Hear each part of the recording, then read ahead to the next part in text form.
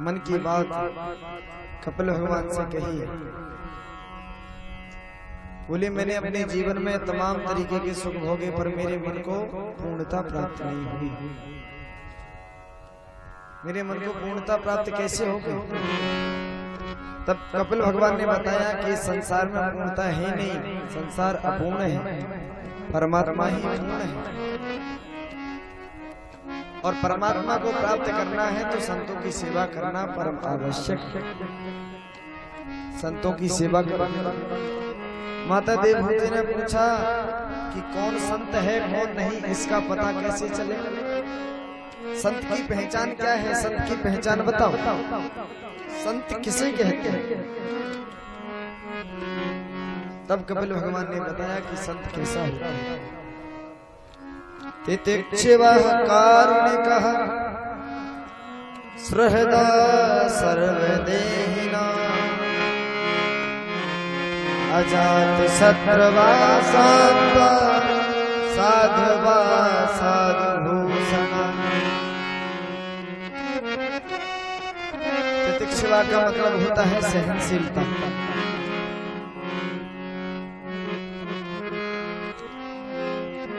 कहीं पर अगर किसी ने सम्मान कर दिया तो उस सम्मान को देख करके प्रफुल्लित नहीं होना कि मैं कितना बड़ा संत हूँ, देखो मेरे आने से इन्होंने मेरा कितना स्वागत सम्मान किया। और कहीं अगर कोई धक्के मार करके भी निकाल दे तो वहां पर उदास ना। अपमान को और सम्मान को जो बराबरी की दृष्टि से देखे वो संत। दूसरी बात, संत के अंदर करुणा बहुत होती है।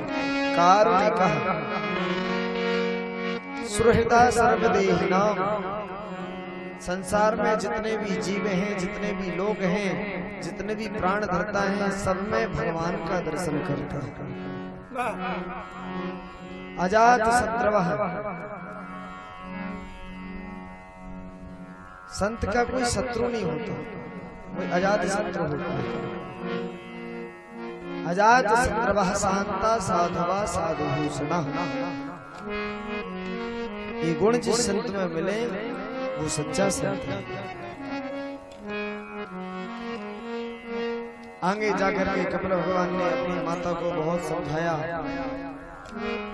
कि संतों के चरणों की सेवा करते करते जब आपका मन भगवान के चरणों में लग जाएगा फिर धीरे धीरे भगवान के प्रति आपका प्रेम जागृत होगा। और जैसे ही भगवान के प्रति आपका प्रेम जागृत होगा परमात्मा की प्राप्ति आपको अवश्य होगी। बस उनके चरणों का ध्यान करते रहिए। इतना कहकर तृतीय स्कंद को विराम। चतुर्थ स्कंद में वर्णन आया है माता देवहूति के बाद जो आकृति थी उनका विवाह हुआ रुचि प्रजापति के साथ। और तीसरी बेटी थी वो थी प्रसूति, उनका विवाह हुआ प्रजापति दक्ष के साथ। उनकी 16 कन्या हुई। 16 कन्या में से एक मैया सती जिनके कोई संतान नहीं हुई, क्योंकि पिता दक्ष ने उनके पति भोलेनाथ का अपमान कर दिया तो उन्होंने उस अपमान को ना सहने की वजह से अपना देह त्याग कर दिया था। रुद्र जी महाराज ने चौंकते हुए पूछा, कृपा करके एक बात बताइए, भोलेनाथ तो इतने भोले भाले हैं, फिर उनका अपमान दक्ष ने क्यों किया? ऐसा क्या हुआ कि दक्ष ने भोलेनाथ का अपमान कर दिया? तब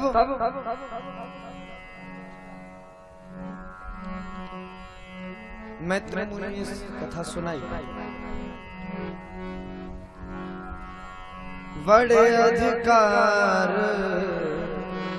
दक्ष जब पाया, बड़े अधिकार दक्ष जब पाया, बड़े अधिकार दक्ष जब आवा अति अभिमान हृदय तब आवा अति अभिमान हृदय तब आवा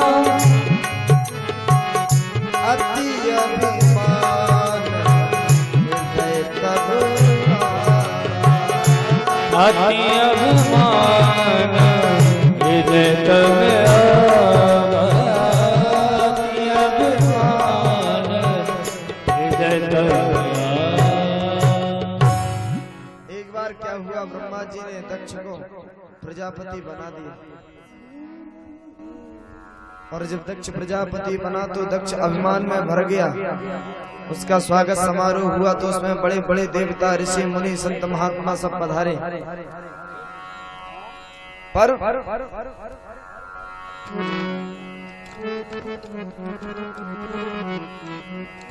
हमारे बीच में इंदरगढ़ से पधारे। वैसे गांव तो इनका भरौली है, साहू जी पड़ोल इन्होंने अभी कुछ दिनों पहले श्रीमद् भागवत की कथा कराई थी। उसमें हमारे बड़े भैया श्री सतीश कौशिक जी आए थे। बड़ी दिव्य व्यवस्था इन्होंने की थी, बड़ा सुंदर भव्य आयोजन किया था। भगवान से प्रार्थना करेंगे दिनों दिन धर्म के पथ पर चलते रहें और भगवान की सभी मनोकामनाओं को पूर्ण करें।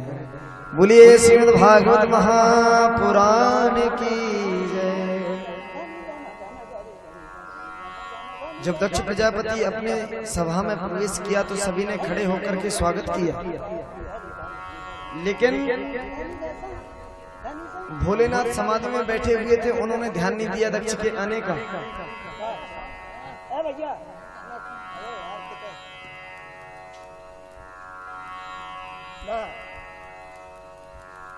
जब भोलेनाथ नहीं खड़े हुए, दक्ष मंच पर चढ़ा और मंच पर चढ़ के जब उसने देखा कि मेरे स्वागत में, मेरे सम्मान में कौन कौन खड़ा हुआ है, तो देखा कि सभी देवी देवता खड़े हैं। ब्रह्मा विष्णु महेश ये तीनों देवता नहीं खड़े। सोचा कि नारायण खड़े नहीं हुए, कोई बात नहीं, वो तो परम पिता है। ब्रह्मा जी नहीं हुए, चलो वो मेरे पिता है।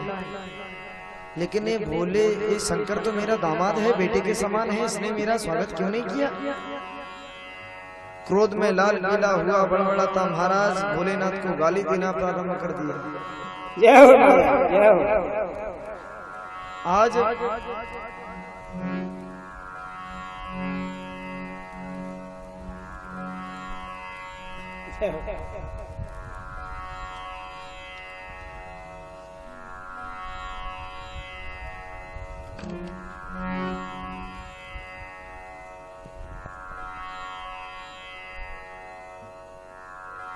राधे श्याम। आज प्रजापति दक्ष जब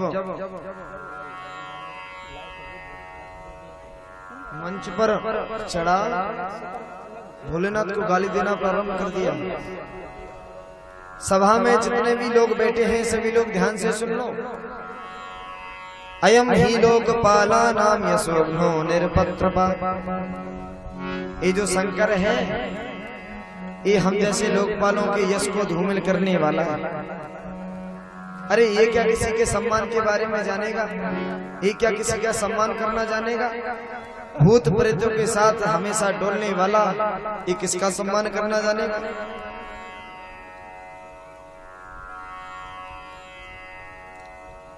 नंदीश्वर ने जब इतना सुना तमक कर खड़े हुए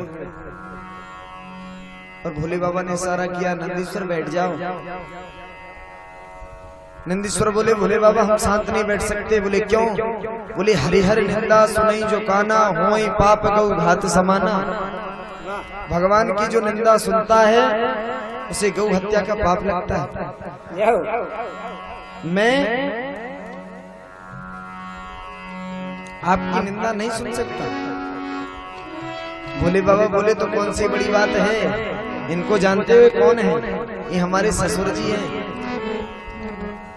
अरे बेटा, ससुराल की गाली सबको खानी पड़ती है, बस अंतर इतना है कि लोग शादी में खाते हैं, हम शादी की बात खा रहे हैं। तो चुपचाप बैठ जाओ, कोई बात नहीं।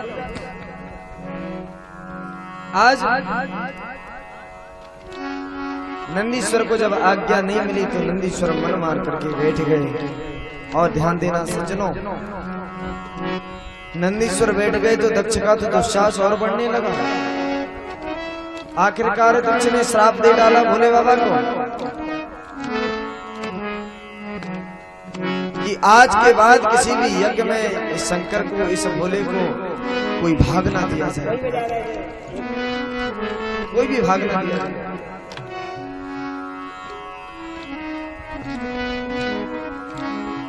जब श्राप दिया तो नंदीश्वर से अब नहीं रहा गया, तमक कर खड़े हुए और बोले, ए दक्ष, तू क्या समझ रहा है अपने आप को? तुझे प्रजापति क्या बना दिया? तू अभिमान में इतना भरा है कि तू जो मन में आ रहा है वही मेरे भोले बाबा के बारे में बोलता चला जा रहा है। तुझे पता नहीं है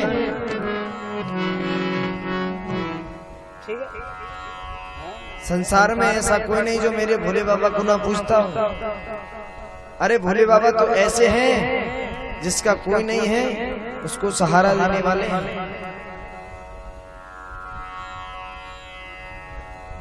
एक दिन सांप बिच्छू दौड़े दौड़े आए भोले बाबा के पास, बोले, भोले बाबा हम बहुत परेशान हैं। बोले, क्या हुआ? बोले, हमसे तो पता नहीं दुनिया वालों की क्या दुश्मनी है, जैसे ही हमको देखते हैं हमारा मुंह कुचल करके फेंक देते हैं। हमसे पता नहीं क्या दुश्मनी है। भोले बाबा बोले, चिंता मत करो, सबको छोड़ो, मेरे पास आ जाओ। तो उठा उठा करके सर्पों को अपने गले का हार बना लिया, बिच्छुओं को कानों का कुंडल बना लिया और उन सांप बिच्छुओं का अपने सारे शरीर के आभूषणों के रूप में धारण कर लिया। ऐसे ही एक दिन भूत प्रेत आए रोते रोते, बोले, भोले बाबा हम बहुत चिंतित हैं। बोले, आपको क्या होगा? बोले, महाराज हम जिसके पास जाते हैं वो जादू टोना करवा करके तांत्रिक बुलवाते हैं और तांत्रिक जादू टोना करके शीशी में बंद करके और धरती में गड़वा देता है, हमें कोई पसंद नहीं करता। बोले, चिंता मत करो, सब दुनिया को छोड़ो, हमारे पास आ जाओ। और भूत प्रेतों को भी अपने घर का सदस्य बना लिया।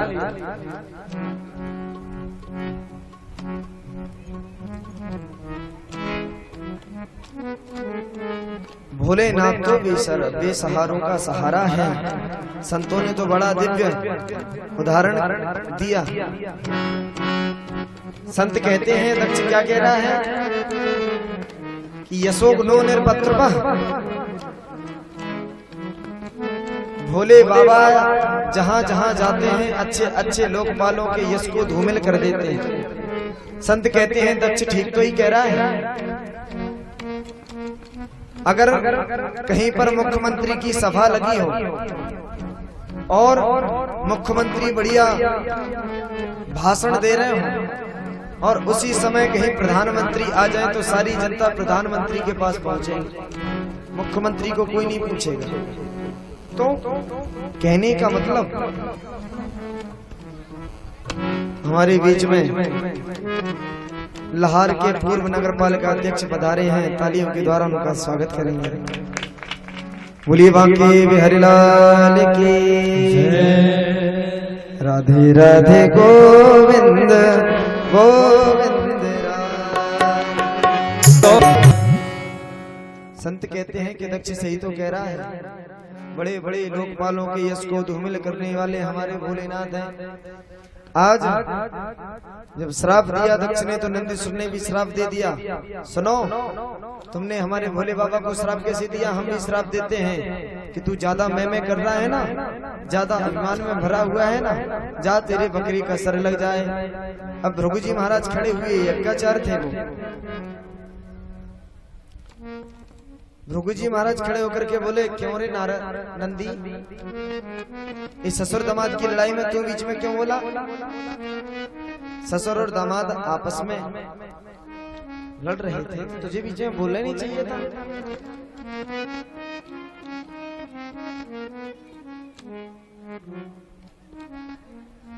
हम भी श्राप देते हैं कि भोलेनाथ के जितने भी गण हैं सबरे पाखंडी है जाए।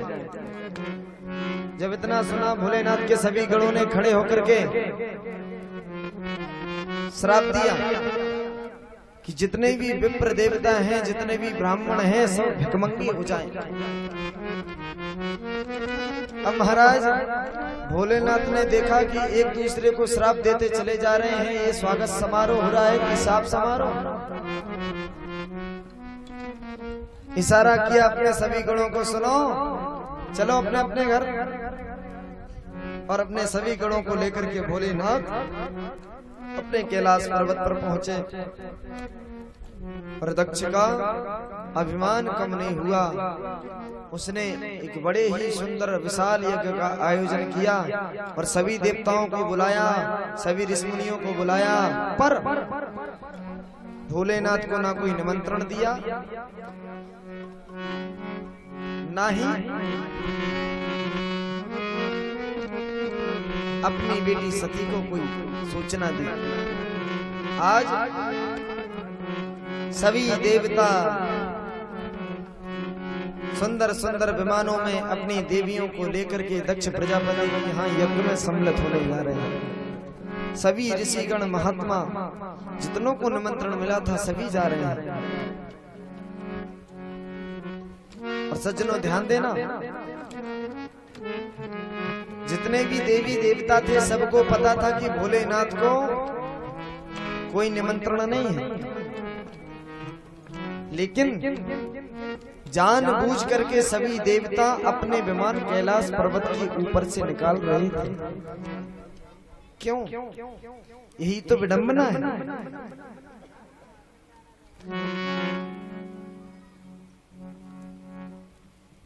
अगर कोई व्यक्ति है, गांव में कोई कार्यक्रम है किसी के यहाँ, और उसने एक व्यक्ति को अगर निमंत्रण नहीं दिया तो दूसरे लोग क्या कहते हैं? अच्छा, जानते हैं कि इसको निमंत्रण नहीं मिला, फिर भी जानबूझ करके जाएंगे। क्यों भैया, निमंत्रण में नहीं चलोगे? अच्छा, पता है कि निमंत्रण नहीं आया है और फिर भी कहेंगे कि चलो। अब वो बेचारा क्या कहे? वो कहेगा भैया आप चलिए हम आते हैं। बोले क्यों क्यों तुम क्यों नहीं चलोगे? चलो ना, कोई बात है क्या? मतलब उसके मुंह से ही उगलवा लेंगे कि मुझे निमंत्रण नहीं आया।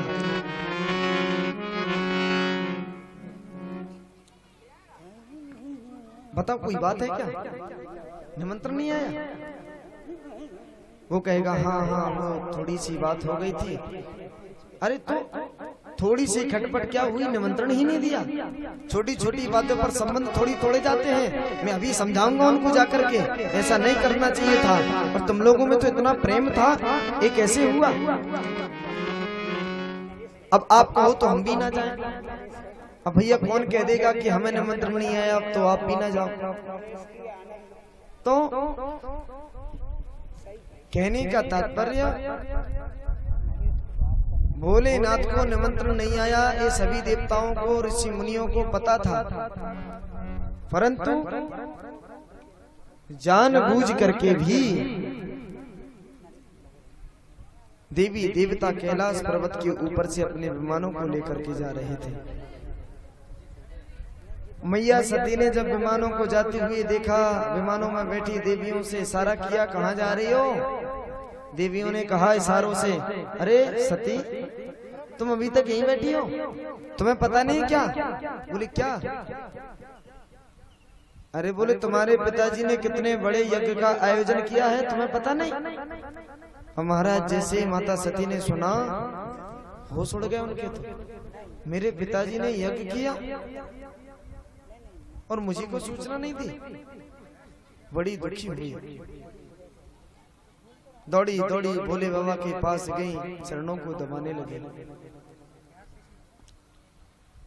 भोलेनाथ तो समाधि में बैठे हुए थे, पर धीरे धीरे चरण जब दबा रही थी तो भोले बाबा की समाधि खुली। पूछने लगे, देवी क्या बात है? मैया बोली, क्यों? मैं आपकी पत्नी हूँ, आपकी सेवा करना मेरा धर्म है, मैं तो आपकी सेवा कर रही हूँ, कोई बात नहीं। भोले बाबा बोले, देवी आज कुछ ज्यादा ही धर्म निभा रही हो, क्या चक्कर है? मैया बोली, कोई बात नहीं है, पर मैं आपसे एक बात कहना चाहती हूँ।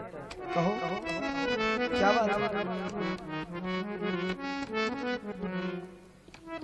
अब माता सती के बात करने का तरीका देखा ना। माता सती ने ये नहीं कहा कि मेरे पिताजी के यहाँ यज्ञ हो रहा है। क्या कहा? प्रजापतेस्ते स्वसुरस्य सांप्रतम् निर्यापितो यज्ञ किलो महोत्सव। भोले बाबा, आपके ससुर जी ने बहुत बड़े यज्ञ का आयोजन किया है। अच्छा, कहने को तो ये भी कह सकती थी कि मेरे पिताजी ने इतने बड़े यज्ञ का आयोजन किया, लेकिन नहीं, क्योंकि उन्हें पता है कि निमंत्रण नहीं आया। अगर ऐसे नहीं बोलेंगे, अभिमान में बोलेंगे, अक्सर माताओं की आदत होती है, अगर मायके में कुछ बड़ा काम हो तो ससुराल में उसकी बड़ी बड़ाई करती हैं। मेरे पिता के यहाँ ऐसा, मेरे भैया ने इतना धन कमाया, इतनी बड़ी बिल्डिंग बनाई, इतना पैसा और इतनी बड़ी गाड़ी खरीदी, मतलब मैं शब्द ज्यादा करती है। लेकिन आज माता सती के मुख पर एक बार भी मैं शब्द नहीं आया। कह रही हैं आपके ससुर जी ने बहुत बड़े यज्ञ का आयोजन किया। भोले बाबा बोले, तो मैया बोली, आप चलोगे नहीं? बोले, निमंत्रण आया है। बोले, निमंत्रण तो आया होगा, वो बीच में कहीं रह गया होगा। ऐसा हो सकता है? मैं अपने पिताजी की बहुत लाडली हूँ, मुझे को निमंत्रण नहीं देंगे? भोले बाबा बोले, देखो ये तो सब बातें बोलने की है, वास्तविकता में आपके पिताजी ने हमें निमंत्रण नहीं दिया। बोले, क्यों? आज वर्षों से छुपाए हुए राज को भोले बाबा ने माता सती को बता ही दिया कि देवी, एक दिन क्या हुआ, स्वागत समारोह में हम भगवान का ध्यान कर रहे थे, आपके पिताजी आए, हम उनके स्वागत में खड़े नहीं हो पाए, तो आग बबूले होकर के इतने क्रोधित हो गए कि हमको श्राप दे डाला। और श्राप ही नहीं, हमको तो इतनी गालियां सुनाई कि हम आपको बता भी नहीं सकते। हमको मरकट लोचन बोला, पता नहीं क्या क्या बोला, और तो और वो हमसे शत्रुता मानते हैं। वहां मैं तो नहीं जाऊंगा, क्योंकि जहां पर सम्मान नहीं होता वहां पर जाना नहीं चाहिए, बिल्कुल नहीं जाना चाहिए। और आपका भी जाना वहां पर उचित नहीं है, मैं आपको भी आज्ञा नहीं दूंगा जाने की। माता सती बोली, देखो भोलेनाथ, छोटी छोटी बात पर रिश्ते नहीं तोड़े जाते। भोले बाबा बोले, छोटी सी बात लग रही है। मैया बोली, मैं पिताजी को समझाऊंगी, वो ऐसे नहीं है, वो समझ जाएंगे, वो आपको खुद लेने के लिए आएंगे। भोले बाबा बोले, कुछ भी हो, मैं नहीं जाने वाला, और समाधि में बैठ गए। माता सती बड़ी चिंतित, बार बार चरण दबा करके आज्ञा लेने का प्रयास करती, भोले बाबा हमें तो चले जाने दो। पर भोले बाबा कोई शब्द नहीं बोलते, मौन बैठ करके भगवान का भजन कर रहे हैं। अब देखना, भोले बाबा बार बार मना कर रहे हैं कि माता सती को कह रहे हैं कि आपका वहां जाना बिल्कुल ही उचित नहीं है।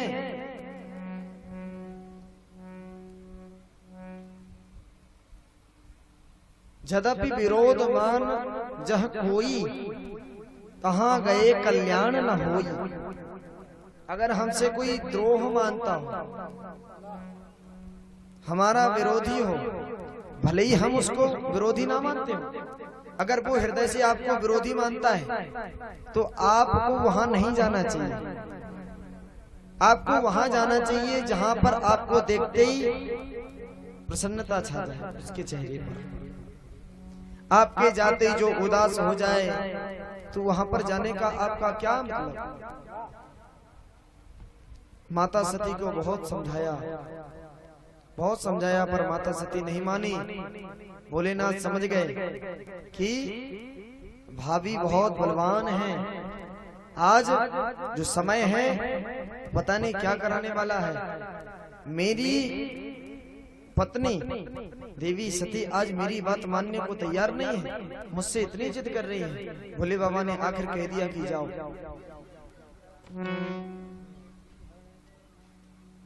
माता सती खड़ी हुई चलने लगी, पर विचार किया कहीं भोले बाबा क्रोधित ना हो जाए तो फिर वापस लौट करके आते। भोले बाबा चले जाए और भोले बाबा कुछ नहीं बोलते, आंखें बंद करके बैठी है। बार बार माता सती जाती हैं और ध्यान देना सज्जनों, जब माता सती जाने लगती हैं तो भोले बाबा आंख खोल करके देखते हैं कि क्या वास्तविकता में चली गई, और जब लौटती हैं तो फिर से आंख बंद करके बैठ जाती हैं। माता सती को फिर से लगा कहीं भोले बाबा ना रुक जाएं, लेकिन विचार किया आशुतोष तुम अवडरदानी, हमारे प्रभु तो आशुतोष हैं। तुरंत मान जाते हैं, इनको तो लौट करके मना लूंगी, पहले जाकर के देखो तो सही कि मेरे पिताजी ने निमंत्रण क्यों नहीं दिया। गई, भोले बाबा ने देखा कि अब तो लौट के आने वाले नहीं है, तो दिए मुख्य गण संग तब विदा की त्रिपुरारी। भोले बाबा ने नंदीश्वरादि गणों को बुलाया और कहा जाओ माता जी को छोड़ करके आओ सकुशल। नंदीश्वरादि सभी गण गए माता जी के साथ, लेकिन ध्यान देना सज्जनों, पिता भवन जब गई भवानी, दक्ष त्रास का हुन सनमानी। और तो और छोड़ो, दक्ष के भय से जो देवी देवता संत महापुरुष माता सती को चरणों में वंदन करते थे, शीश झुकाते थे, साष्टांग दंडवत करते थे, वह देवता आज माता सती की ओर से मुंह मोड़ रहे। माता सती ने जब अंदर जाकर के यह देखा कि जो देवी देवता मुझे प्रणाम करते थे आज वो मुझे देख करके मुंह घुमा रहे हैं, पर सोचा चलो कोई बात नहीं, हमें इनसे क्या लेना देना, हम तो अपने पिताजी के आए हैं। पिताजी के पास पहुंची, पर दक्ष न कछ पूछी कुशलाता। दक्ष ने कुछ नहीं पूछा, पीट करके खड़ा हो गया।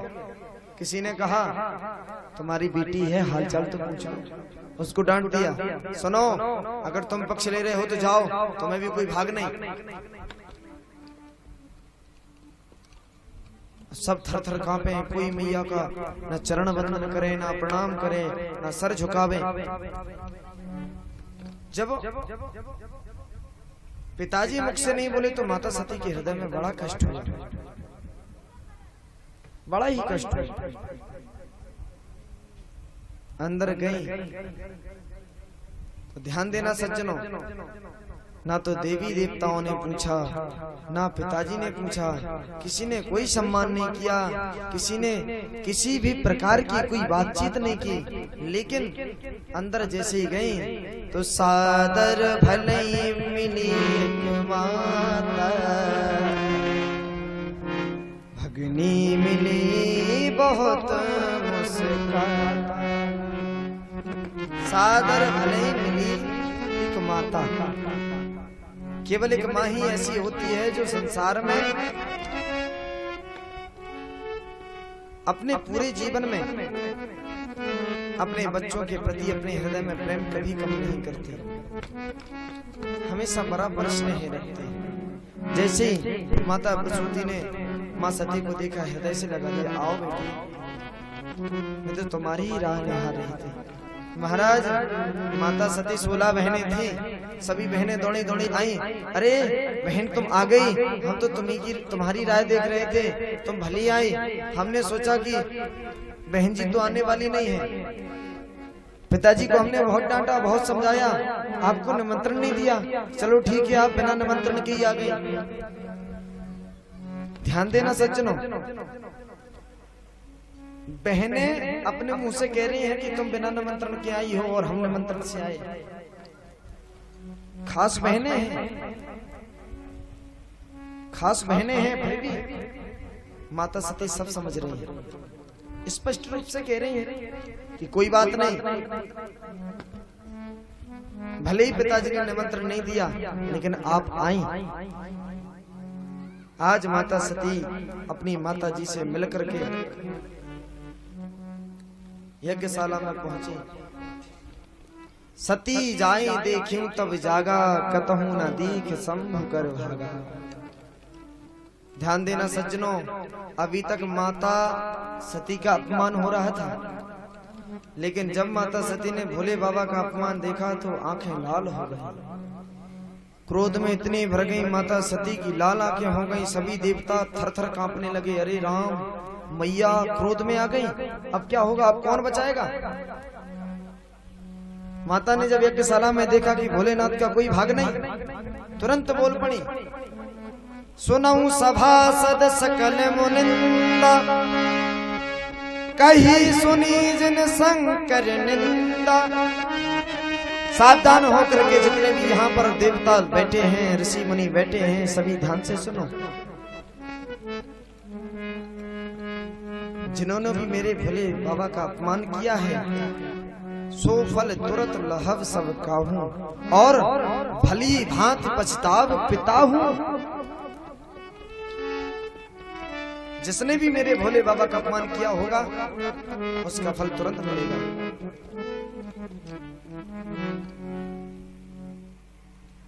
अरे शंकर जगत वंद्य जगदीशा, सुर नर मुन जन नावत सीसा। जिनको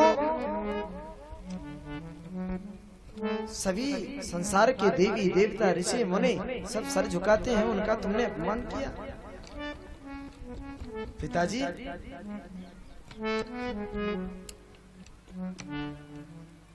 तुम्हारी बुद्धि कितनी मंद हो गई। तुम प्रजापति क्या बने, तुम्हारा हृदय इतना अभिमान से भर गया कि तुम साक्षात परमात्मा को भूल गए।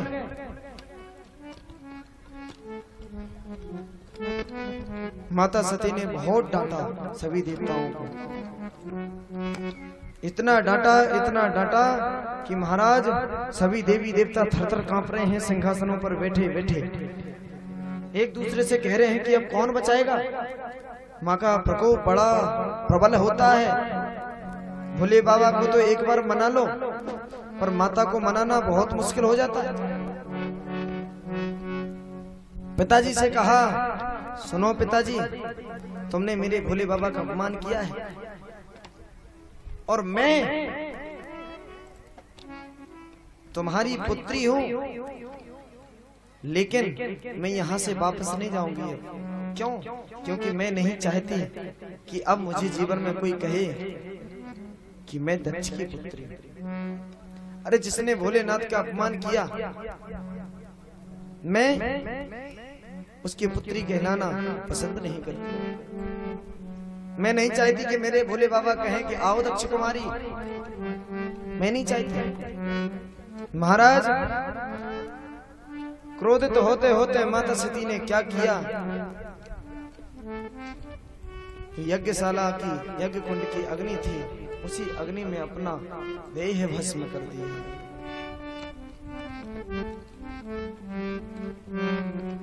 जब माता सती ने अपना देह त्याग किया तो सभी देवता उठ खड़े हुए और कहने लगे, ये क्या किया माता ने। जब भैया नंदीश्वरादि गणों ने देखा कि माता ने अपना देह त्याग कर दिया, टूट पड़े यज्ञशाला पर, बल्ली उखाड़ उखाड़ करके फेंकने लगी, सभी देवताओं को मारने लगे, सभी ऋषि मुनियों को मारने लगे। पर क्या हुआ, भृगु ऋषि बहुत चमत्कारी थे, उन्होंने शक्तियों को बुलाया और सभी भोलेनाथ के गणों को पिटवा करके भगा दिया। नंदीश्वरादि गण जब तक पहुंचते भोले बाबा के पास, तब तक तो नारद जी ने जाकर के बता दिया भोले बाबा को कि भोलेनाथ, माता सती ने अपना देह त्याग कर दिया। सज्जनों, भोले बाबा ने जैसी सुना, अपने सर से जटा उखाड़ी और जैसे ही एक पत्थर पर मारी कि वीरभद्र नाम का एक विकराल स्वरूप धारण किया, भगवान का स्वरूप सामने प्रकट हो गया। बोले वीरभद्र भगवान की जय। वीरभद्र से कहा, हो वीर ते भद्रम, जाओ दक्षम संयज्ञम जहिमत भटानाम, जाओ और दक्ष समेत उसके यज्ञ को समाप्त कर दो। वीरभद्र बड़े वेग से दौड़ा। नंदीश्वरादि गढ़ पिटे पिटाई चले आ रहे थे। रास्ते में जब वीरभद्र को देखा तो उनमें भी ताकत आ गई और संग में पीछे पीछे वीरभद्र के सभी गण दौड़ पड़े यज्ञशाला की ओर। आज जब यज्ञशाला की ओर वीरभद्र बढ़ने लगे तो यज्ञशाला में बैठे देवी देवता घबरा रहे हैं, संत महात्मा घबरा रहे हैं कि आंधी तूफान कहां से आ रहा है। किसी ने कहा, भैया लगता है कि जंगल से चरती हुई गौ माता अपने घर को लौट रही हैं, उनके दौड़ने से एक धूल उड़ रही है। दूसरा बोला, देखिए गायों के लौटने का समय नहीं है, गावो न काल्यंत, ये गौओं के लौटने का समय नहीं है। दूसरा बोला कि शायद चोर डकैती डाल करके भाग रहे होंगे धन लेकर के। बोले ये भी नहीं हो सकता, हमारे चक्रवर्ती सम्राट ऐसे हैं कि उनके राज्य में कोई चोरी कर ही नहीं सकता। तमाम तरीके की बातें कर ही रहे थे। तब तक क्या हुआ, वीरभद्र तेज गति से आया और भैया नंदीश्वरादि सभी गण आए और यज्ञशाला में कूद पड़े। वीरभद्र ने आदेश दिया, सबको पकड़ लो, एक भी ना भाग ना पाए। नंदीश्वरादि गणों ने सभी को पकड़ लिया। वीरभद्र जी ने जाकर के सीधे दक्ष को पकड़ा। बोला, तुम ज्यादा मैं कर रहे थे, है ना। पकड़ के दक्ष की मुंडी को मरोड़ा और एक ही बार में दक्ष की मुंडी को तोड़ लिया और यज्ञ कुंड में स्वाहा। महाराज दक्ष ने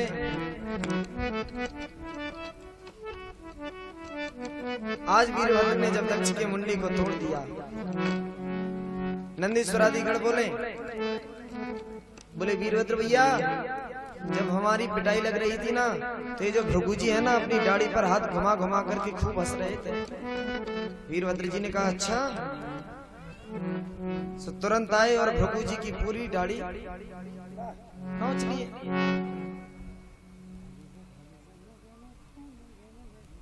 नंदीश्वर बोले, ये जो पूषा देवता है ना, हमारी पिटाई जब लग रही थी तो खूब दांत फाड़ फाड़ करके हंस रहे थे। सोई वीरभद्र जी ने एक मुक्का मारा, पूरी बत्तीसी साफ हो गई और देवताओं का शरीर, किसी का हाथ तोड़ा, किसी का पैर तोड़ा, किसी की गर्दन टूटी। और महाराज सभी देवी देवता भागे भागे ब्रह्मा जी के पास पहुंचे। ब्रह्मदेव रक्षा करो, ब्रह्मदेव रक्षा करो। बोले क्यों, क्या हुआ। बोले वीरभद्र ने देखो दाढ़ी नोच ली, पूरे दांत तोड़ दिए, सारा अंग भंग कर दिया। बोले तो यज्ञ का भाग लेने गए थे ना, जाओ, अच्छा फल मिला। जब स्वयं नारायण नहीं गए, हम नहीं गए, भोले बाबा नहीं गए, देवों के देव महादेव नहीं गए, तो तुम्हें जाने की क्या आवश्यकता थी, क्यों चले गए। बोले महाराज आज हुई सो हुई, आगे गलती नहीं होगी, इस बार रक्षा कर लो। बोले चलो, भोले बाबा का अपराध किया है तो उन्हीं के पास चलो। पहुंचे, भोले बाबा को मनाने लगे, हे भोलेनाथ हम पर कृपा करो। बोले क्या हुआ। बोले वीरभद्र जी ने दाढ़ी नोच ली। बोले कोई बात नहीं, फ्रेंच कट रहो अरे बोले डाली से काम चलेगा, पर ये दांत तो टूटे गए, खाएंगे किससे? बोले सतुआ घोल के पियो, क्या जरूरत है? बोले महाराज ऐसे काम नहीं चलेगा। भोले बाबा तो ऑर्डर दान द्रवत पुनि थोरे, सकत ने दीख शंभु कर जोरे। भोलेनाथ तो ऑर्डर दानी है। इतने क्रोधित थे माता सती के देह भस्म करने पर, लेकिन जब देवताओं ने प्रार्थना की तो तुरंत प्रफुल्लित हो गए और सभी देवताओं का मनोरथ पूर्ण किया। बोलिए शंकर भगवान की जय। आज भोले बाबा से प्रार्थना की गई। प्रभु जी ने कहा, देखो भोलेनाथ, मैंने माना कि दक्ष ने बहुत बड़ा पाप किया है, बहुत बड़ा, लेकिन आप चल करके कृपा करिए उस पर। आज भोले बाबा सभी देवताओं के साथ पहुंचे यज्ञशाला में, और जैसे ही पहुंचे तो देखा कि दक्ष के सर ही नहीं है।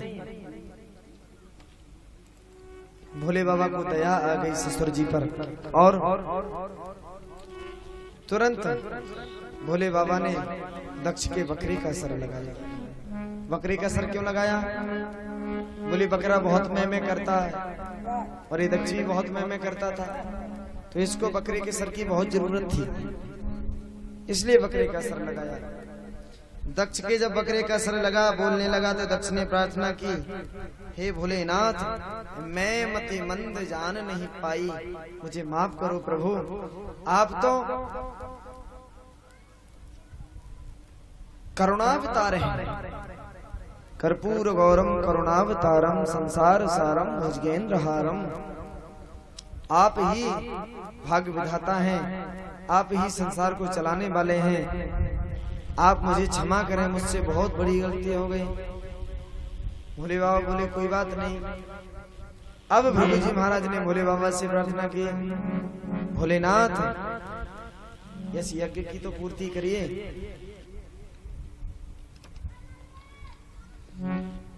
भोलेनाथ बोले, दक्ष के जो अभिमान के जो भी ढंग थे वो सब समाप्त हो गए, और जब अभिमान ही हृदय से चला गया, मन पवित्र हो गया, तो उसके सब कर्म संपन्न हुए। भोले बाबा ने दक्ष पर कृपा करी। माता सती ने देह त्याग किया था, आगे जाकर के वही माता सती पार्वती की रूप में महाराज हिमांचल के यहाँ उन्होंने जन्म लिया। मैया का नाम मैना। मैया का नाम मैना क्यों? क्योंकि दक्ष बहुत मैं करता था। अब की बार मैया ने ऐसी जगह जन्म लिया जहां मैं है ही नहीं, अभिमान का लेश मात्र नाम भी नहीं। तो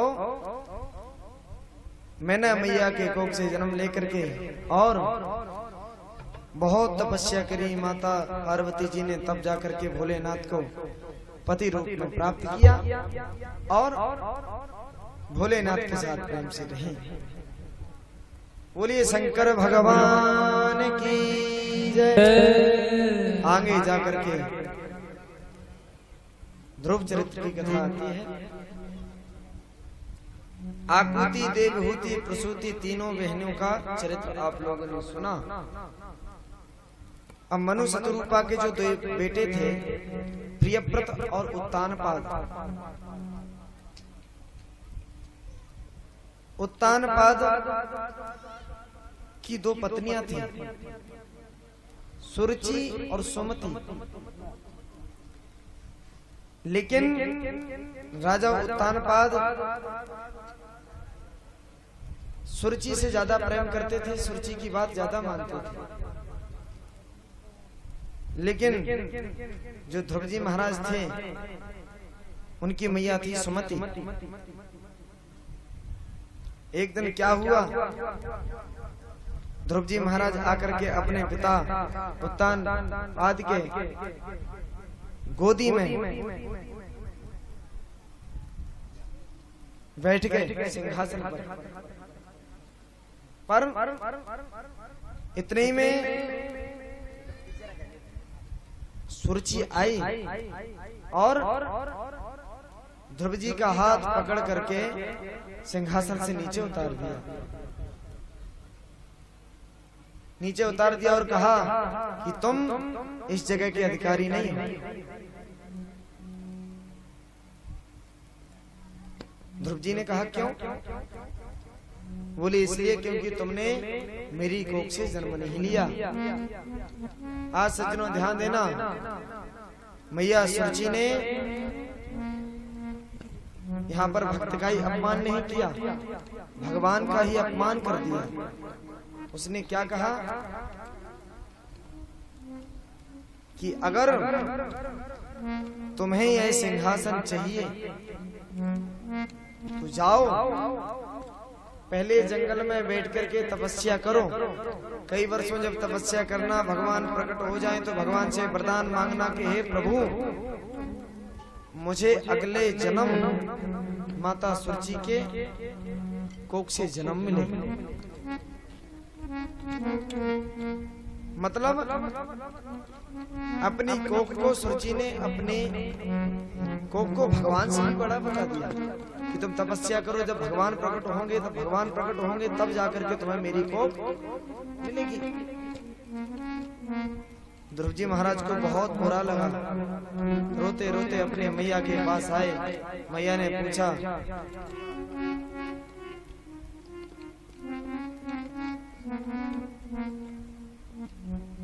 बेटा क्या बात है? ध्रुव जी बोले, मैया सुरुचि मैया ने हमें बहुत बातें सुनाई, लेकिन ध्यान देना, ध्रुव जी की मैया ने समझाया, बेटा वो तुम्हारी माँ है, भले ही सौतेली है, लेकिन वो तुम्हारी माँ है, उसके बारे में कुछ बुरा मत सोचना। वो पूज्य हैं, उन्होंने जो कहा वो सही कहा। अरे मैं तो तुम्हें ठीक से तुम्हारे पिता का परिचय नहीं दे पाई, लेकिन उन्होंने तुम्हें परम पिता का परिचय दे दिया। ध्रुव जी बोले, मैया आप तो केवल मुझे इतना बताओ कि भगवान कैसे मिलेंगे। मैया ने बहुत समझाया पर ध्रुव जी एक ना माने और जंगल में चले गए। जंगल में जैसे ही गए पर अब कुछ समझ में ही ना आवे कि क्या किया जाए। आगे जाकर के नारद जी आए सदगुरु रूप में, और नारद जी ने पूछा कि बेटा तुम इस घनघोर जंगल में कैसे भटक रहे हो अकेले?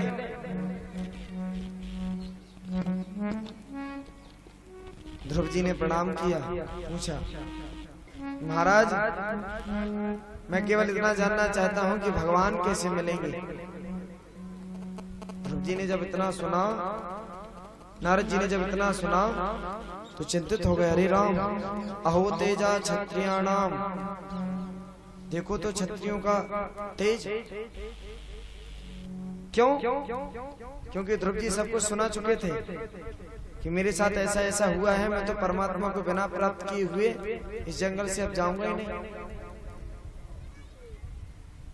नारद जी ने विचार किया, क्या बात है? अहो तेजा क्षत्रियाणाम मान भंगाम मृच्छताम, अपनी माता की छोटी सी बात को लेकर के परमात्मा को प्राप्त करने के लिए अकेला इतना नन्हा सा बालक जंगल में दौड़ पड़ा। धन्य है क्षत्रियों का तेज। पर नारद जी ने सोचा कि जरा इसका वैराग्य तो देखे कि वैराग्य कैसा है। परीक्षा ली, बोले बेटे तुम्हारे खेलने कूदने के दिन हैं, तपस्या करने के दिन नहीं है।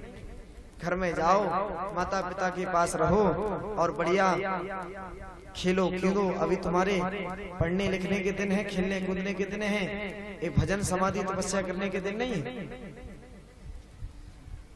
बहुत देर तक जब नारद जी ने प्रवचन दिए तो ध्रुव जी ने कहा, देखो महाराज, आप जो प्रवचन दे रहे हो ना, मैं जिस प्रकार छलनी से दूध छानोगे तो छलनी में दूध टिकेगा नहीं टिकेगा, लेकिन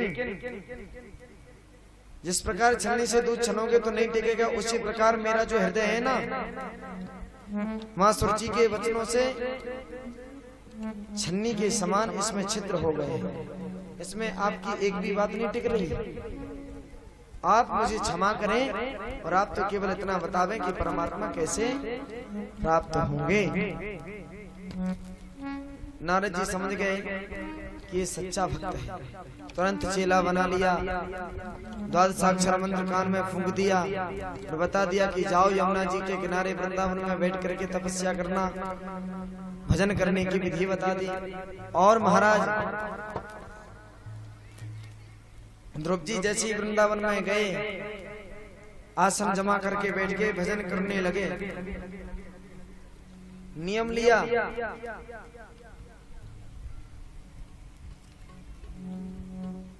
एक महीने तो ऐसा नियम लिया महाराज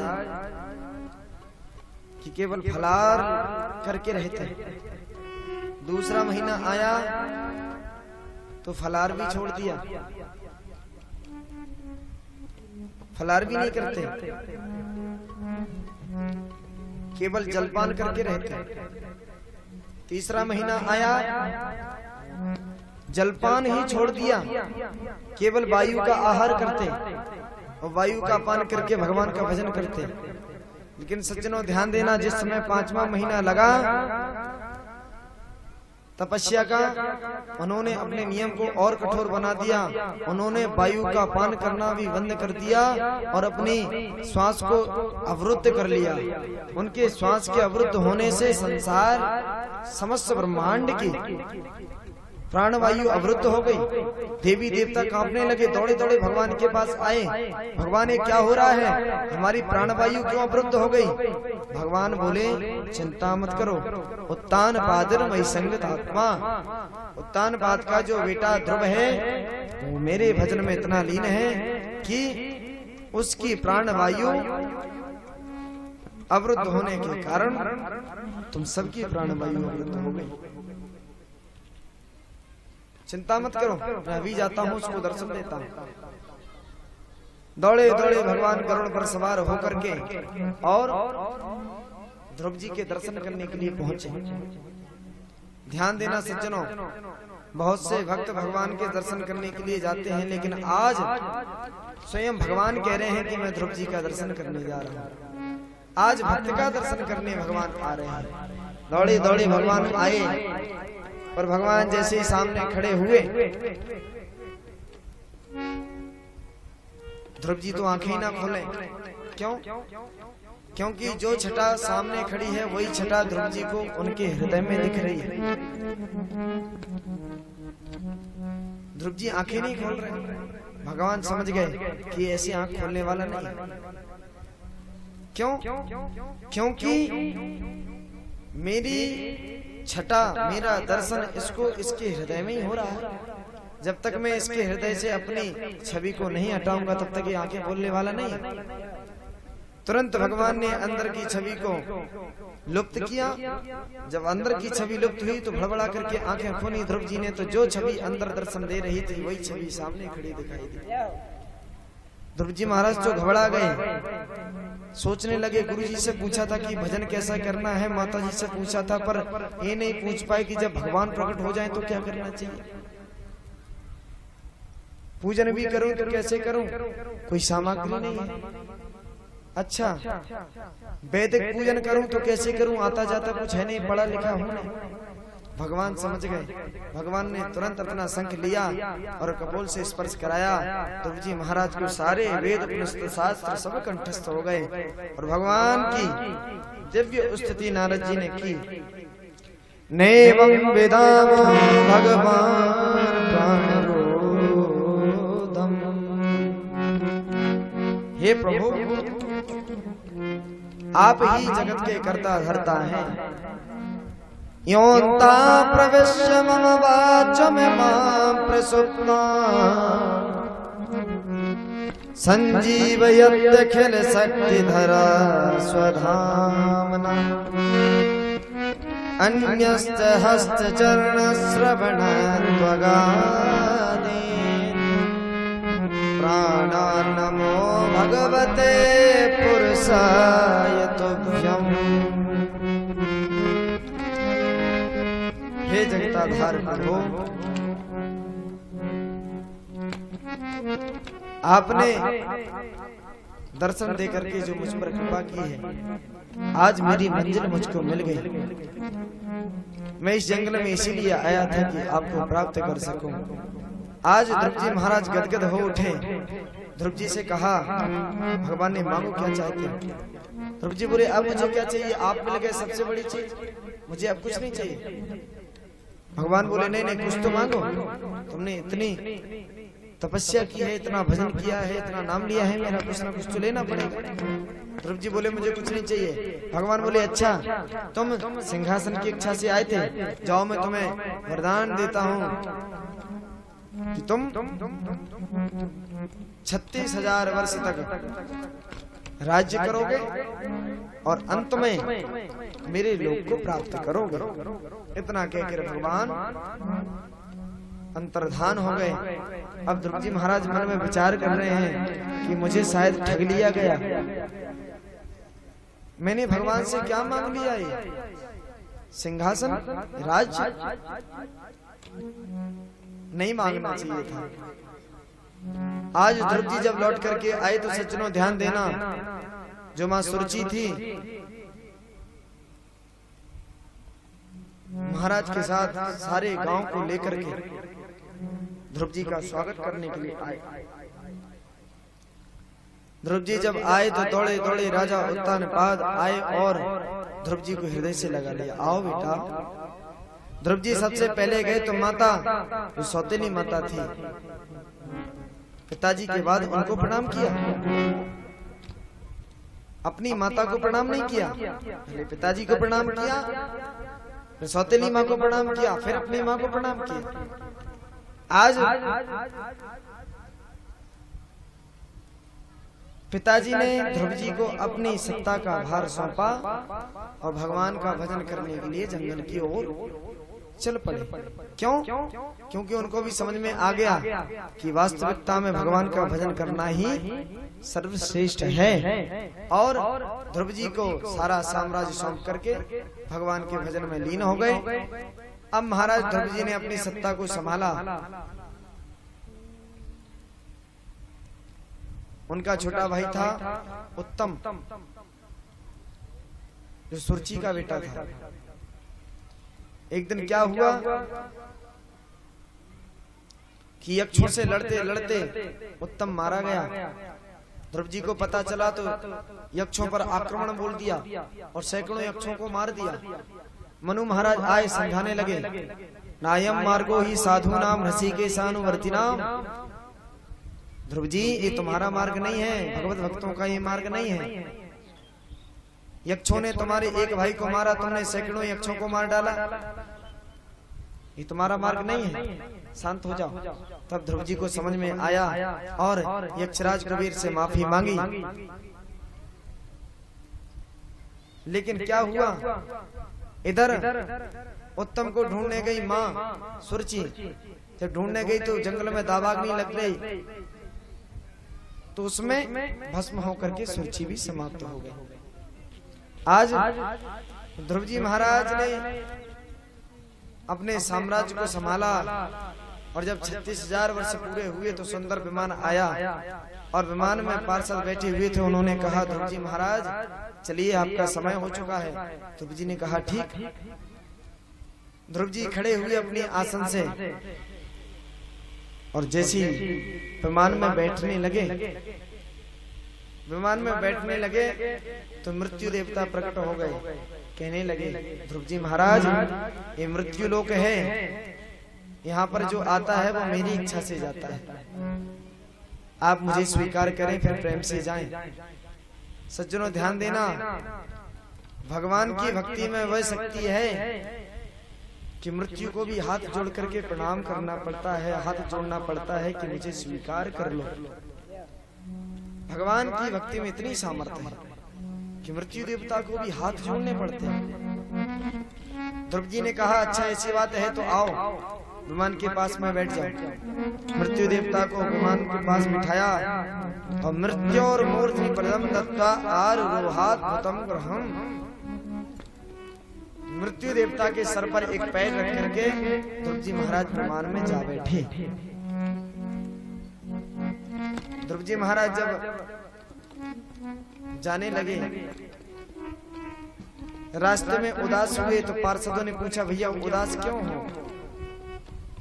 बोले भैया क्या करें, जिस माँ ने मुझे यहाँ तक पहुँचाया उस माँ को मैं नीचे छोड़ाया। पार्षदों ने कहा अरे ध्रुव भैया जिस माँ ने तुम जैसे बेटे को जन्म दिया वो पीछे कैसे रह सकती है? पीछे देखो एक जो विमान आ रहा है उसमें आपकी माता जी आ रही है। ध्रुव जी ने देखा तो वास्तविकता में जो विमान था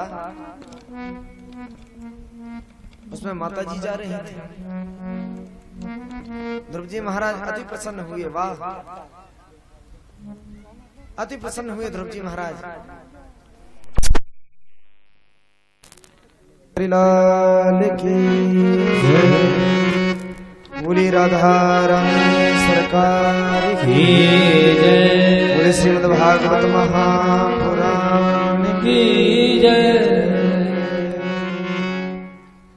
आज ध्रुव जी महाराज बड़े प्रसन्न हुए और भगवान के धाम को अपनी मैया के साथ उन्होंने प्राप्त किया। ध्रुव सगलाने जप्यो हरि नाम। ध्रुव सगलाने जप्यो हरि नाम। ध्रुव सगलाने जप्यो हरि नाम। पायहु अचल अनुपम ठाकुर।